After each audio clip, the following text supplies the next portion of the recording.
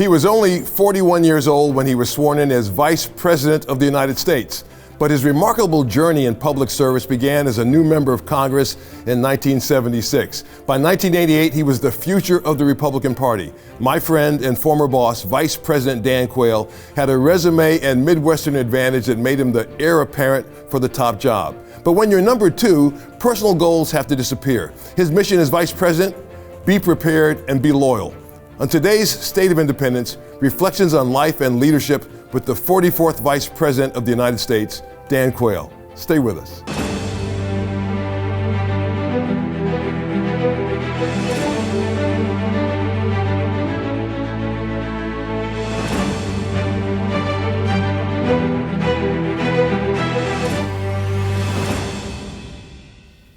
What does it take to be a good vice president? LBJ's number two, Hubert Humphrey, said, anyone who thinks that the vice president can take a position independent of the president of his administration has no knowledge of politics or government. You are his choice in a political marriage, and he expects your absolute loyalty. The silent partner in a marriage, the leader of a supporting cast, the vice president needs to be ambitious enough to have earned the right to be considered for the presidency himself or herself, but willing to lock up those ambitions to serve another. Today, a man whose career opened with spectacular headlines when he defeated an entrenched incumbent as a Republican in the wake of Nixon's Watergate saga at age 29. 4 years later, he shocked national observers by rocketing to a win for a coveted seat in the United States Senate and becoming a trusted ally of President Ronald Reagan. It wasn't that long before Dan Quayle was in the small galaxy of the party's rising stars. Just 8 years after his election to the Senate, Dan Quayle was pushed forward again to the national stage as George H.W. Bush's vice presidential running mate. He was the man of the hour. As vice president, he was placed into the company of world leaders and became one of President Bush's closest advisors. Still, his public policy positions often put him at odds with the national media and especially Hollywood. Like few others, Dan Quayle has experienced the mountains and valleys of life and politics. So what kept him in the fight when the fires of public pressures were hottest and political opposition was relentless? What lessons in endurance and perseverance have made him optimistic and hopeful? And how has his faith steadied him through the trials in and out of politics? I served Dan Quayle and witnessed the kindness and grace that defined a life inside and outside the center of power. Mr. Vice President, welcome to State of Independence. Gorgeous Joe Watkins. It is always good to see you. And that name is stuck for decades. But you look like you're still in your 30s or 40s. You're looking good. Oh, you got that infectious smile and laughter. I mean, you should have been vice president. What the heck? You're too nice, Mr. Vice President. You're just too nice. No, it's just great to be with you, and it was great to see you a couple of years ago at President Bush's funeral. I got a chance to see you and Mrs. Quayle. Stephanie and I did, and it was just great to see you. And you saw me first because you called me out. You said, "Gorgeous Joe," and I turned and saw you. the name is stuck. It'll be your epitaph. There you go. That's right. Well, there he is. Well, rest in peace, Gorgeous Joe. Gorgeous Joe.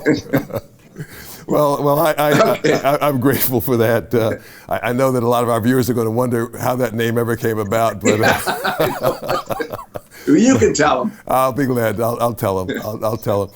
But you've had such a marvelous career, and I got to see you at the beginning. Remember Orvis Beers? Orvis Beers, the Allen County Republican chairman. Orvis Beers was one of the people that, along with Dan Coates, told me he says, you get involved in Dan Quayle's Senate campaign. You help him. He's going places.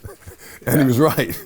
Yeah, Orvis got me started. I remember he came down actually, I went up to Fort Wayne, Indiana, to talk about possibly running for the Congress, and he was the one that was pushing me to do it. And I said, well, I was thinking about running for state senator because I lived in a district where it was an open seat. And he says, no, you got to run for the House of Representatives. I said, okay. I said, well, you got an entrenched Democrat in Congress right now named Ed Roush. I said, he's going to be pretty tough. I said, there's a lot of other big names in the congressional district that should take him on. And Orvis said to me, he says, we've already talked to the big names and none of them want to run. I said, what? Okay, Mr. Chairman. I said, what do you think I am, a sacrificial lamb? I said, I'm not interested in running and losing.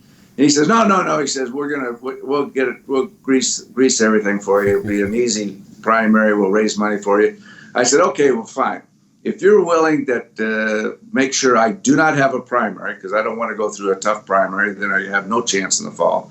And you're willing to raise money where I can be competitive, then I'll do it. He said, done deal. Wow. You're not going to have a primary, and I'll raise the money. Joe, those are the first two lies told to me in politics. Right. I had a primary, and they didn't raise money for me. I had to go out and do it myself. So anyway, that's the way I got started. What were the odds in that first campaign? What was the polling data telling you early on? Well, somebody had a poll about a month after I was running, and I was at, I think, 5 or 6%, and Roush was like at 55%. Wow. And I said, well, hey, I'm at 5 or 6%. And they said, yeah, but the plus or minus error rate's 7. So I go, you mean I could be negative? Right. Theoretically, I could be negative. I'll never forget that. I was happy I had 5 or 6, and they said the margin error was 7. So anyway, but it was a tough race. That was actually a tougher race, in my opinion, than one against Birch Bayh. Really? Well, I mean, nobody thought you could beat Birch Bayh initially. I mean, didn't they think that was a long shot? I mean, he'd been in there all those years. Yeah, but Ed Roush was more of a moderate Democrat. He came back to the district. I was friends with his son. And matter of fact, his son was my real estate agent buying a house in Virginia after I won. So I knew his son, and Roush sort of took it for granted until it was too late. But he was a very, very competitive candidate and knew how to win. Birch Bayh, on the other hand, Indiana being, it's a big state. At that time, I think we had 12 members of Congress. I think we're down to 10 now. I'm not exactly certain. But it was a big state. But Birch Bayh was a bigger target because he had a very liberal voting record, and Ed Roush did not. Right. He was much more moderate. But no, Birch Bayh, he was a icon of the left, of the liberals, and he was a very good campaigner. He beat Homer Capehart. Right. You remember? Right. He beat Lugar. That's right. So he had some really, and Ruckelhaus too, I believe, that all lost to Birch Bayh. So he was a very, very good campaigner, but Ed Roush was as well. And I was fortunate enough to be on the winning side of those elections. I remember in 1980, your race against Birch Bayh was one of the first called that night on national television. So, I mean, it was pretty early on that night that you knew you were won, right? Yeah, they called it about 6:15. I remember Barbara Walters, was working for ABC News, called me. Got me on the phone. I don't know how she did it, but she did, and said congratulations. And it was interesting because the polls in Lake County and also in Vanderburgh County down in Evansville had not closed, but it was not a very close race. I got about 55% of the vote. John Anderson was on the ticket. Ronald Reagan got 52% of the vote. Wow! So I actually got more votes than Reagan did. And Reagan was extraordinarily popular, obviously. But thinking of Birch Bayh, I became friends with Evan Bayh. I see him every once in a while, and he just lost his wife Susan, as you probably know, to a battle. She had that glioblastoma. Brain cancer. It was very sad. She was only 61 years old, so it was a very unfortunate. I sent Evan a nice note, and he responded. And so thinking about the family. Yeah, well, that's always been the thing about you that I have so appreciated is your kindness. You're just genuine Christian person. I remember in the Senate you worshipped in McLean, I think McLean Bible Church. Right. We went to McLean Bible, and we also went to Fourth Pres. Yeah. Where Dick Halverson started out and then became the chaplain of the United States Senate. Right. He and Doug Coe and folks Oh yeah, like Doug that. Coe. I remember. Yeah, the guys. Yeah, at the house. Yeah, I remember that. Absolutely. Yeah. Great group of people. I mean, you were just a wonderful example for a young guy like me. I mean, just being on your Senate staff and then watching you, just observing how you were and what was important to you and how you treated people. And I loved the way you treated everybody on staff. I mean, you didn't have to be as kind and thoughtful as you were, but you were. You cared about all of us, and I remember sending you pictures of our son was born, and you wrote back a funny note, and I just loved that about you, and I know the other people on our staff did as well, and so we were always and remain tremendously loyal to you. And then we were all excited. I got into the presidential campaign because of you, because you were the nominee for vice president. I got to work in the Bush campaign for president because of you. And I was a peon. I didn't even have a title. I didn't have a card. I had nothing. I shared a desk with somebody in the campaign. I was pretty low on the totem pole. But I was just so excited that you were in the race and that you were going to be our next vice president. And as vice president, you got to meet all these people, and I know you don't get a chance to tell people, but you got to talk to them, meet them up close and personal, and get a sense of them. Was there anybody that you met as vice president that particularly impressed you or left an impression on you, or with whom you became friends? I mean, good friends. On the international stage, the person that I connected with very well, and I listened to her a lot, and I think she listened to me some, although I'm not sure. It was Margaret Thatcher. Yeah. She was very, very impressive. She had always done her briefing. She knew all the issues. She was very, very close to Ronald Reagan. She was close to President Bush, but not. They didn't have the special relationship that she had with Ronald Reagan. Because we had to manage the end of the Cold War, the reunification of Germany, which she was not necessarily 100% with us on the reunification issue. There's a long history between obviously the UK and Germany. I remember one time she told me, she says, you know what the strategy and the rationale for NATO is. I said, of course I do. She says, well, let me tell you what it really is. And I said, okay, Margaret, what is the real strategy and rationale for NATO? And she said, well, it's simple. It's to keep the Russians out, to keep the Americans in, and to keep the Germans down. And I go, oh, well, I hadn't really heard it that way before, but that was an interesting perspective. And but it showed there's always a little tension there, as you can understand, between the UK and the Germans. But I thought that was quite an interesting comment coming from the Prime Minister of Great Britain to the Vice President of the United States. Yeah. Did you ever meet any of any of the German? I mean, would have been Helmut Kohl or Yeah, Chancellor Kohl, who he was very close to President Bush. They were just good friends. They got to know each other when President Bush was vice president. And that was, somebody that was really instrumental when the wall came down, when Gorbachev, basically let Germany become united, where Poland and Hungary and the other Eastern European countries were finally freed from the yoke of communism. And Chancellor Kohl and President Bush, they're the ones that really managed this situation there. Great Britain and Thatcher, they were there, but it was really a German-U.S. coalition that really worked this. And there was no gloating. I can remember in the Oval Office, all the political people were telling President Bush, you got to go over to the wall. Right. You got to go to Berlin. You got to declare victory. And he says, nope. He says, it may be good for my political career. He says, but I'm not going to do it. I'm not going to, do it because Gorbachev has made the right decision, and let's just let things be. And he said, I've talked with Chancellor Kohl, and we're just not going to do it. And he didn't. And he was correct, because had he done that right away, who knows what Gorbachev would have done.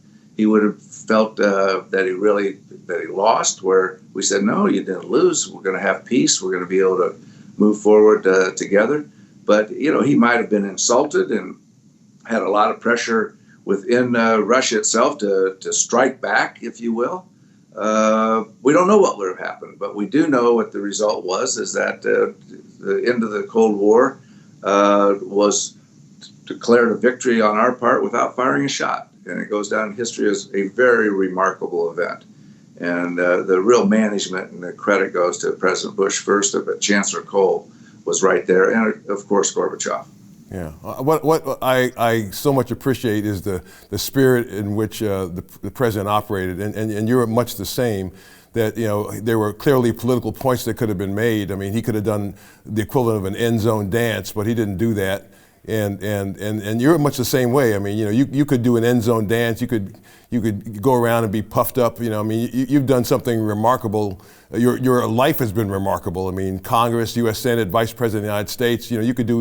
You can make your life an end zone dance about the good fortune you've had and all the accomplishments you've made. But you've been kind and thoughtful and not at all trying to exploit any political advantage that you obviously would have and do have given where you've been. All of that to me speaks really to your faith, which I think probably shapes your character. And you I never heard you talk about it. You don't wear it on your sleeve, like a badge, as some other people do. But it clearly seems to be very much a part of you. It always has. And I just have always appreciated that about you. What do you think is the proper role for people who are elected to high office who have a faith like you do? I mean, what should they do? Should they let their faith speak for itself, or do you think they should talk openly about it, or what were you comfortable doing? Well, as you said, I didn't wear it on my sleeves. But if I got the question, I wasn't embarrassed to talk about it. I just feel in the public arena that, I have a faith. There's people that have different faith than I do. And, as long as we, talk to our God, so be it. I happen to have grown up in a Christian family and, raised my children as Christians. So that's who I am. But I don't really, talk about it openly. When we go to the prayer breakfast, yes. We had prayer breakfast, as you know, in the Senate. I think it was Wednesday morning. It's Tuesday or Wednesday morning. And there's always about 10 to 12, maybe sometimes 16, Republicans and Democrats. I don't think they have that anymore. Doug Coe was the one that led that. That's right. And Dick Halverson would show up some, and every morning, every week, someone who was responsible for the message. And you'd talk for 10 or 15 minutes, and then you'd have a discussion, and it was really great. But that's back in the days where you had real bipartisanship. People got along a lot better than they do today. Here's an interesting statistic I saw the other day, and I hadn't really thought of it. In the United States Senate, there are only 6 states that have a Republican and a Democrat. Only 6 states where there's a split delegation. In 1979, there were 27 states that had a split delegation. That's a remarkable change, and it sort of illustrates where we are in this polarized country that we have today. And it will change, hopefully. It has to, because we can't keep going like this in red-blue. I wish they'd never come up with that red-blue stuff, because it's sort of divisive. The language is divisive. The media coverage is divisive. But there's no way to roll it back. I'd rather just, the state of Indiana, the state of Florida, the state of Arizona, whatever the case may be. But now it's all red state, blue state, red, members, blue state. It's not healthy dialogue. It really isn't. Yeah. No, you're absolutely right, Mr. Vice President. I appreciate that, and I think you're you're right on the money. I wish that more people saw it the way that you do. I remember there was a wonderful article written about you back when you were in the U.S. Senate, because here it is, you were a conservative Republican and you were yet working with Democrats, and you sculpted legislation that helped Americans. The Job Training Partnership Act. I still remember that. And I just, that's the kind of leadership that's sorely lacking in today's world. I mean, I just wish that we had somebody that had your same perspective and that fresh breath of air, saying that we need to love each other despite our differences, that we can disagree but still love each other and learn to work together, figure out a way to do that. You did that in deed as well as in word, which was wonderful. And boy, we need more of that today in our world. The Job Training Partnership Act is a good example of real bipartisanship. The old CETA program, which was really just a government jobs program, and it didn't work, didn't produce new skills, it didn't create jobs in the future. It was just spending a lot of money, and there was no accountability. So the CETA program was going to expire. I was the chairman of that subcommittee, and I knew I had some leverage, because if they don't go along with some new program, then I told them point blank, I said, well, just let this CETA program expire. And they said, well, you can't do that. I said, well, watch me. So let's get together. And it took us 2 years to put together this the Job Training Partnership Act. And who I got as my co-sponsor was Ted Kennedy. That's right. Who was the ranking member on the Labor and Human Resources Committee. Orrin Hatch was the chairman, but Kennedy was the ranking member. I think Metzenbaum was my ranking member, but I went to Kennedy and said, I want you to join me on this, and he did. And we developed a very good working relationship. And I've always said this to people, and I commented on his passing. I said, when Ted Kennedy would give you his word, it was good. He put it in the bank. And it was hard sometimes to get his commitment. Very difficult, but once you got it, he was there, and he didn't move. And so we took that Job Training Partnership Act to the floor of the United States Senate, and we got it through the Senate on a vote of 94-0. 94-0, which it was very controversial, more controversial in the House. But we got through 94-0. I think the senator said, well, if Quayle and Kennedy agree on this, there's probably not a whole lot of room for disagreement. But it shows that, the people, a conservative Republican, a liberal Democrat, could come together and do something good for the country. And that law is still on the books today. Wow. And it's a real partnership between the private sector and the public sector. We had the unions involved. We had charitable organizations involved. We had this very local, the local community was behind it. So it was a very, very successful, and still there still on the books today. What a wonderful thing. Mr. Vice President. I know we don't have a lot of time left. I know you're busy. I just wanted to ask you, how is Mrs. Quayle, Marilyn Quayle, doing, and how are I remember your 3 kids, who I'm sure are married now, Benjamin, Tucker, and Corinne, and you probably have grandkids. So tell us about all that. Yeah, Marilyn's doing great. We both escaped COVID. We both received our second vaccine about 10 days ago. So a few more days, we should be in the clear. And we had, a number of our friends and people, came down with COVID, and we lost a couple friends. It's very, it was a pandemic, and during pandemics, unfortunate things happen. But she's doing well. All 3 of the kids, they're married, and each of them have 3 children.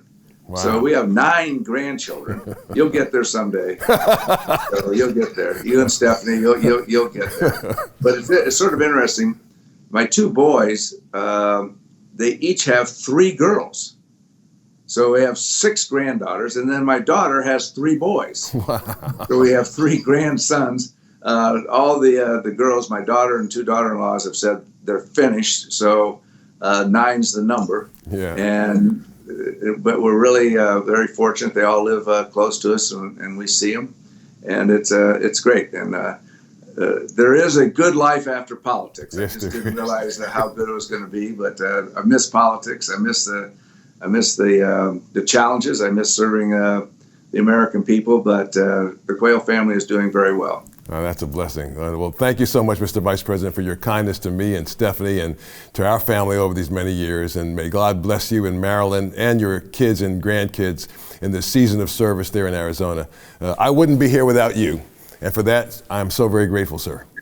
All right, carry on. Keep the faith, my friend. Thanks God bless. So much. God bless. Thanks. We'll be right back. Learn more about Joe Watkins and the mission of this program at joewatkins.net.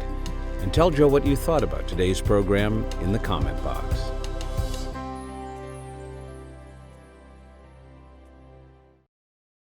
Well, now we're going to talk to our great producer, Jeff Coleman.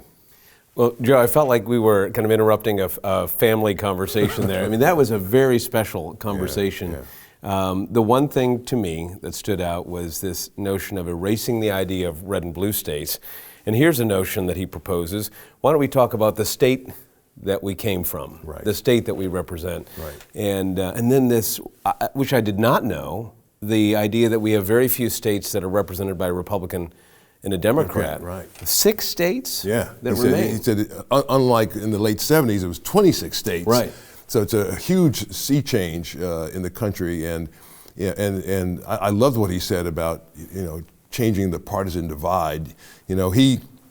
He worked with a liberal Democrat to form really good legislation that stood the test of time, right, that helps all Americans. And that's unimaginable. The idea that you would, see a Dan Quayle walk over to a Ted Kennedy's office to say, could we work on a project together? That's a viral moment today where people, would really say, it's an opportunity for fundraising. It's an opportunity to recruit a challenger. Those moments of cooperation now are being weaponized against people who work across the aisle, not on things where they disagree, but finding common ground. Yeah. I mean, I'm thankful that the Founding Fathers were able to put some of their major disagreements aside and come together on the core of what they believed. Right. Well, Dan Quayle epitomizes for me what it means to be a public servant. You put aside your personal ambitions. You don't make it partisan. You don't make it personal. You're there to serve the American people, the people who elected you, and you do that while you're there, and you serve them, and you don't demonize other people. You just do the work that you've been gifted to do and elected to do, and he did that, and that's why he was so successful as a member of Congress and as a U.S. Senator, and also I think he was an extraordinary vice president, tremendously loyal to President Bush. And really a great sounding board for the president as well. Somebody who just had great experience and great advice for him. In researching some of the programs they're doing, I came across this trove on YouTube of Harry Truman's reflections, years of his post-presidency reflection on leadership. And I think the next generation of politicians benefited from that. I hope Vice President Quayle is one of the people that will have more forums like this to help inform the next generation of leaders about how to do it. Yeah, absolutely. We can learn so much from him. Well, that's all the time we have for today's program. As always, our aim here at State of Independence is to help you trust God more fully and to love your neighbor like you want to be loved yourself. If you have a moment, please take a minute to send me a message in the comment box at joewatkins.org. I'd love to hear what you thought of today's program, and I'll respond to each one of you. A special thank you to my friend, Vice President Dan Quayle, for his example of humility and grace in public and private life. From America's first capital, Philadelphia, I'm Joe Watkins. Thanks for watching. Great man. Special show. Yeah. Well, I think there are, I hope, more opportunities for him Absolutely. to share wisdom. Yes. Joe Watkins' State of Independence is a production of Lighthouse TV, positively different. Made possible in part because of the support of viewers like you.